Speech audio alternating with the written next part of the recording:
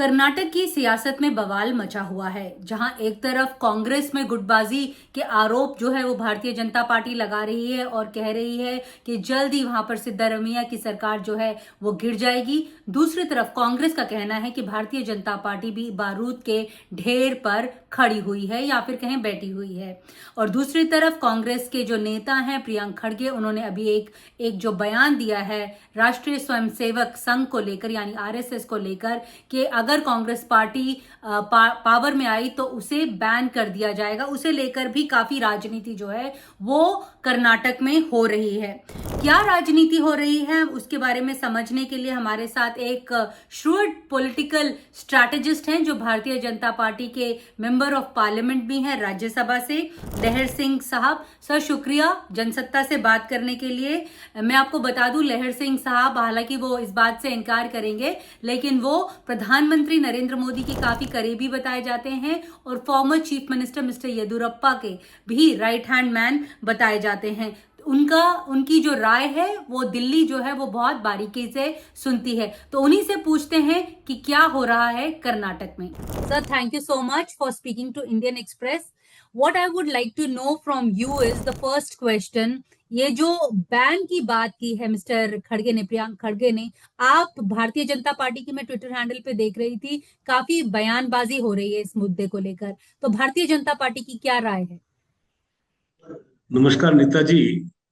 मैं स्पष्ट कर दूं कि मैं आदरणीय प्रधानमंत्री मोदी जी के क्लोज नहीं हूं। हम्म। जैसे हजारों कार्यकर्ता हैं वैसे मेरा भी मैं कार्यकर्ता हूं और उनके प्रति मेरा समर्पण है। हम्म। दूसरा, मैं येडियुरप्पा जी का भी राइट हैंड मैन नहीं रहा हूं।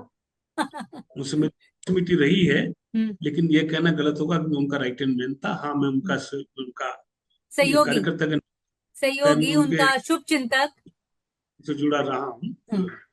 और जहाँ प्रियंक खड़गे की बात है, हम्म। मैं समझता कि आपको और हमारे को उन पर समय खराब नहीं करना चाहिए, क्योंकि प्रेम खड़गे की जो एक ही ताकत है कि उनके पिताजी जो वहाँ राष्ट्रीय अध्यक्ष हैं कांग्रेस पार्टी के।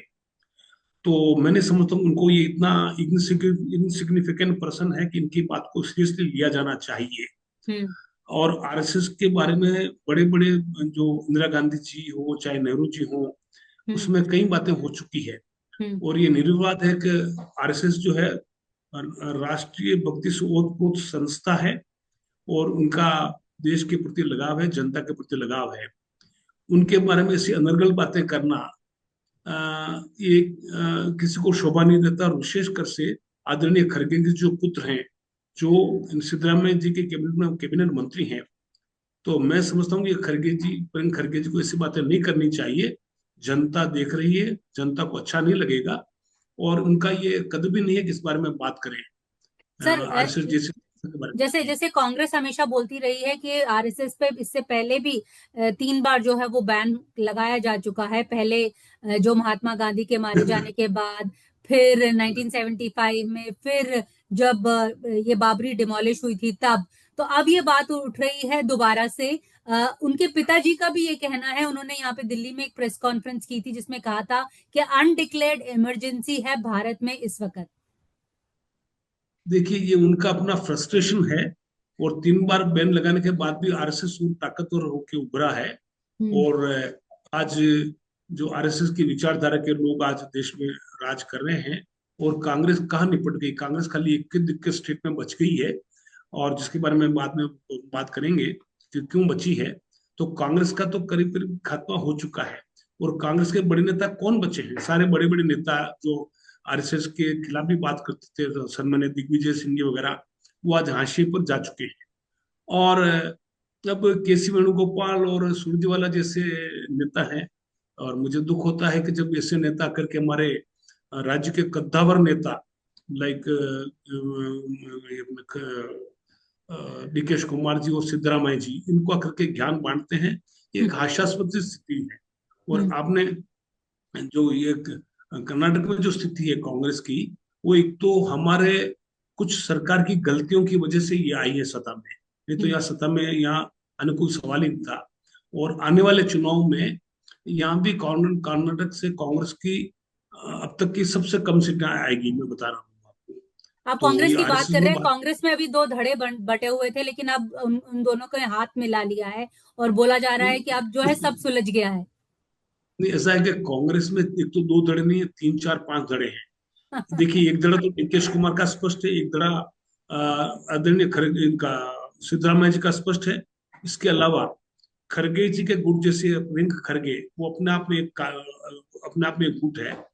और एच के पाटिल और रामलिंगम रेड्डी और के जे जॉर्ज जैसे पुराने नेता हैं, जो न इस गुट के हैं और न उस गुट के हैं, तो उनका एक अलग ही गुट है। जैसे परमेश्वर जी हैं, जो हमारे गृह मंत्री हैं और 8 वर्ष तक कांग्रेस के अध्यक्ष रहे हैं, वो किसी गुट में नहीं है। तो ये चार पांच गुट हैं। और ये जो जारकोली ब्रदर्स का, उनका एक अलग अपना अपना, कभी वो सिद्धरामैया जी के साथ होते हैं, कभी बीजेपी में चले जाते हैं उनके भाई वगैरह। तो ये उनका एक अलग गुट है। हम्म। तो कांग्रेस जो है, अब कुछ बचा ही नहीं है कांग्रेस में। मैं समझता हूँ कि जितना जल्दी कांग्रेस से इस राज्य को छुटकारा मिले और उतना अच्छा होगा। और कांग्रेस के आपसी, ये जो आपसे हाथ मिलाने की बात कर रहे हैं, ये तूफान के पहले की शांति है। क्योंकि हम्म। जिस हिसाब से आत्मविश्वास से भरे हुए डीके कुमार जो बात कर रहे हैं, उससे ये स्पष्ट है कि उनके पास में कुछ न कुछ ऐसे पत्ते हैं जो समय पर वो खोलेंगे और सिद्धरामैया की सरकार निश्चित रूप से जाएगी। और हाँ, अब ये एक और है कि डीके कुमार का खेल बिगाड़ेंगे या बनने देंगे, ये सिद्धरामैया जी के ऊपर निर्भर है, और ये कहना बहुत मुश्किल है।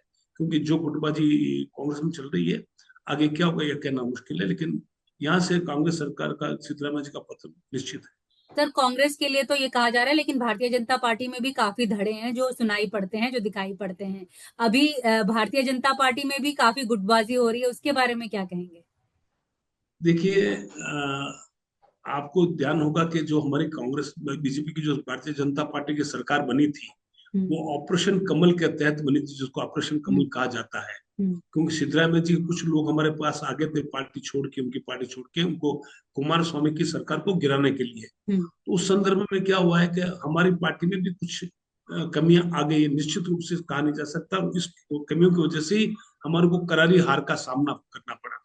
हम्म। जो 66 सीट पर हम निपट गए, तो ये हमारे लिए, इस हमारी कमजोरियों से हम इनकार नहीं कर सकते। हम्म। लेकिन मैं समझता हूँ कि आदरणीय मोदी जी का नेतृत्व जहाँ है, वो हमारी सबसे बड़ी ताकत है, और उनके नेतृत्व में हमारी पार्टी उभर के आएगी। और जो जो गुटबाजी से ग्रस्त नेता हैं, वो शायद जल्दी ही किनारे हो जाएंगे, और एक नया नेतृत्व इस हमारी पार्टी में आके, और इस कांग्रेस की जब चुनाव होंगे तो कांग्रेस को मुंह तोड़ जवाब देगा, और हम अच्छे भारी बहुमत से सरकार बनाएंगे। और मैं बताऊंगा 150 सीटों से हमारी सीटें ज्यादा आने वाली है कांग्रेस का ये कहना है कि आगे आने वाले बीजेपी चुनाव। बीजेपी जो है, कांग्रेस ये आरोप लगाती है कि बीजेपी खुद जो है वो बारूद के ढेर पर बैठी हुई है। वहां पे जो लोकल लीडर्स हैं उनमें झगड़ा है, येदुरप्पा जी के जो बेटे हैं, अब उन्हें हटाए जाने की बात कही जा रही है। तो उनका भी ये मानना है कि वहां पर भी सब ऑल इज नॉट वेल।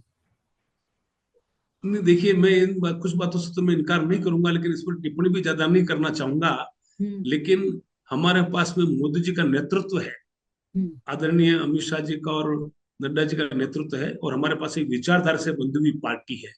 तो मैं समझता हूँ कि जो भी आपको ये दिखाई दे रहा है, ये तात्कालिक है, ये कोई दूरगामी नहीं रहेगा।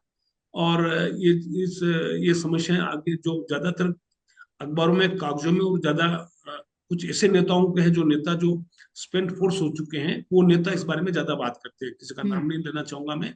लेकिन हमारी पार्टी का जो कार्यकर्ता है, और पार्टी एकजुट है, पार्टी की विचारधारा में कहीं कोई कंफ्यूजन नहीं है। और स- मोदी जी के नेतृत्व में हम इन चीजों से आगे पार आ जाएंगे, ब- मुझे सर, ऐसा। जेडीएस आने वाले चुनावों में उनके साथ ये लोकल बॉडी इलेक्शन लड़ेगी भारतीय जनता पार्टी, या अलग अलग जाएगी? देखिए, इस बारे में तो हमारी पार्टी के बड़े नेता बात करेंगे, मैं नहीं कर सकता। लेकिन मैं इतना जरूर कहना लोकल लोकल चाहूंगा। लेवल पे क्या है? हम्म। हाँ, मैं इतना जानना कहना चाहूंगा कि नहीं, लोकल नेता भी हमारे दोनों हम्म। हमारी हम्म। पार्टी में बड़े नेता मेरे से, जो वो हम्म। बात करेंगे। लेकिन मैं हम्म। इतना जरूर कहना चाहूंगा हम्म। कि हमारा ये जो जेडीएस की और हमारी केमिस्ट्री हमेशा से मिलती रही। क्योंकि जेडीएस ने भी हमेशा कांग्रेस विरोध की राजनीति की है, और हमने भी कांग्रेस विरोध की राजनीति की है। तो हमारे में ये नेचुरल अलायंस है, और ये हमेशा बना रहेगा, लंबे समय तक बना रहेगा। और एक और बात कहना चाहूंगा कि आदरणीय देवेगौड़ा जी, जो प्रधानमंत्री रहे हैं, उनका और हमारे प्रधानमंत्री जी का आपस में जो एक अंडरस्टैंडिंग बनी है देश की समस्याओं को लेकर के, मैं समझता हूँ वो इतना गहरा संबंध है कि ये हम्म। छोटी मोटी बातों को कोई असर नहीं पड़ेगा। और ये जो लोकल बॉडी के चुनाव हैं वो हमारी पार्टी और एक सार्वजनिक हित में और दोनों पक्षों के हित में जो रहेगा वो सबसे निर्णय समय पर करेंगे। लेकिन हमारे में वैचारिक मतभेद हमारे में और जेडीएस में बिल्कुल नहीं है। सर, अभी आरएसएस की जो नेता है उसाबले साहब, उन्होंने एक स्टेटमेंट दिया है जिसे लेकर काफी खलबली मची थी। प्रियम्बल को लेकर उन्होंने कहा था कि जो सोशलिस्ट और जो सेकुलर वर्ड्स हैं, ये प्रियम्बल में नहीं रहने चाहिए। तो एज अ बीजेपी देखिए लीडर आपकी क्या राय है? ये बहुत बड़ा विषय है। हम्म। इस पर भी मेरा भी टिप्पणी करना उचित नहीं होगा। फिर भी जब आपने कहा है, मैं ये कहना चाहूंगा कि ये जो भी ये प्रियम्बल में जोड़ा गया है, इमरजेंसी के दौरान जोड़ा गया है। तो हम्म। इमरजेंसी के दौरान की हुई चीजों की तो सुननी होनी ही चाहिए। ये हम्म। देश की मांग है, आरएसएस की ही नहीं, सब हम्म। लोगों की मांग है। और जिस तरह से ये सेकुलरवाद के नाम पर जो जिस तरह से आडंबर किया जाता है, जिस तरह से देश को ठगा जा रहा है, हम्म। तो उस पर पुनर्विचार होना ही चाहिए। और इमरजेंसी आज 50 वर्ष हो रहे हैं और अभी भी कांग्रेस में कोई इस बारे में समझ नहीं आई है कि उनको कभी ये नहीं कह रहे कि इमरजेंसी गलत थी। और हम्म। ये उनका वंशवाद चलता आ रहा है। तो मैं समझता हूँ कि इस पे कोई उन्होंने कुछ गलत नहीं कहा। ये उनका ही नहीं, पूरे देश का मांग मैं समझता हूँ। जो देश का हर प्रबुद्ध नागरिक है ये समझता है। ये जो प्रियम्बल में जो जोड़ा गया है, आदरणीय अम्बेडकर साहब, बाबा साहब अम्बेडकर के जो संविधान बनाया और जो इतना सोच समझ कर संविधान बना, उसमें इमरजेंसी में बिना किसी चर्चा के उन्होंने जो प्रियम्बल ऐड किया है, उस पर तो चर्चा होनी ही चाहिए। मेरा व्यक्तिगत मानना भी मेरा ऐसा है। और सर, इनके बारे में, बड़े नेताओं के बारे में कुछ बिल्कुल बिल्कुल सर, पिछले कुछ महीनों से ऐसे कई मौके आए हैं, ये माना जा रहा है दिल्ली सेंट्रल लीडरशिप द्वारा, जब जो लोकल बीजेपी है कर्नाटक की, वो कांग्रेस सरकार को घेर नहीं पा रही है लोकली वहां पर। और जो चाहे मामला जाति संरक्षण की मांग का हो, भ्रष्टाचार का मामला हो, या फिर बेंगलुरु स्टेडियम में हुई भगदड़ का मामला हो, तो आप क्या कहेंगे वहां पर चल क्या रहा है? क्या मतलब लोकल, मतलब जो वहां की लीडरशिप है, इतना अपोज नहीं कर पा रही है कांग्रेस नहीं को, और कांग्रेस की नहीं ज्यादा पैठ है? नहीं, मैंने जैसा आपको कहा कि हमारी पार्टी ऑपरेशन कमल से के साथ बनकर मिलकर के सत्ता में आई थी। हम्म। तो हम्म। कुछ एलिमेंट्स हमारे पास आ गए हैं। हम्म। तो वो एक अलग तरह का खेल खेलते हैं और हम्म। खेलते रहेंगे। हम्म। लेकिन फिर भी हमारा जो पार्टी का नेतृत्व है, इन सब चीजों से पार आकर के वो इस कांग्रेस सरकार को घेर रहा है और आगे भी घेरेगा, ऐसा मेरा मानना है। हम्म। और आपने देखा होगा कि हमारे मुद्दे पर हमारी पार्टी, चाहे कुछ लोग इधर उधर हो सकते हैं, मैं इनकार नहीं कर सकता, हम्म। लेकिन बाकी एज ऑन होल पार्टी इस बारे में कटिबद्ध है कि हम कांग्रेस को घेरेंगे और उनके भ्रष्टाचार को उजागर करेंगे और इसको लॉजिकल एंड पे ले जाएंगे। सर, कास्ट सेंसस को लेकर क्या कहना है, क्योंकि वहां पे बहुत मांग उठती रहती है कांग्रेस देखिए, द्वारा। कास्ट सेंसस को मैं यही कहना चाहूंगा ज्यादा, क्योंकि मैं हम्म। इस बारे में बहुत ज्यादा ये ग्रे एरिया में इसमें एंटर नहीं होना चाहूंगा। लेकिन मुझे जब भी कास्ट सेंसस की बात या जातिवाद की बात आती है, तो हम्म। मुझे आदरणीय देवराज का हमारे को जो स्लोगन मुझे याद आता है कि दो ही जाति देश में होनी चाहिए, तो हैव्स और हैव नोट्स। हम्म। ये उन्होंने देवराज ने बड़े पुरजोर तरीके से इसमें किया था, लेकिन कांग्रेस ने उनको आगे पनपने नहीं दिया। अगर देवराज बने रहते तो शायद ये जातिवाद की समस्या को खत्म कर देते, क्योंकि उन्होंने स्पष्ट सोच था कि हैव्स एंड हैव नॉट्स दो ही जाति होनी चाहिए। अब गरीब चाहे किसी भी मुसलमान हो, चाहे वो क्रिश्चियन हो, चाहे वक्कलिगा हो, चाहे एससी हो, एसटी हो, ओबीसी हो, हर गरीब आदमी को सहायता मिलनी ही चाहिए। ये मेरा मेरा व्यक्तिगत विचार है। सर, जो चिन्नप्पा स्टेडियम में भगदड़ मची थी, उस पे जो कार्रवाई हुई, उससे क्या भारतीय जनता पार्टी संतुष्ट है? नहीं, देखिए, बिल्कुल संतुष्ट नहीं है। ये इनके आपस में जो है वो क्रिकेट के उस लहर पर सवार होने का जो इनका कांग्रेस के नेताओं का आपसी होड़ थी, उस होड़ के चक्कर में ये हुआ है।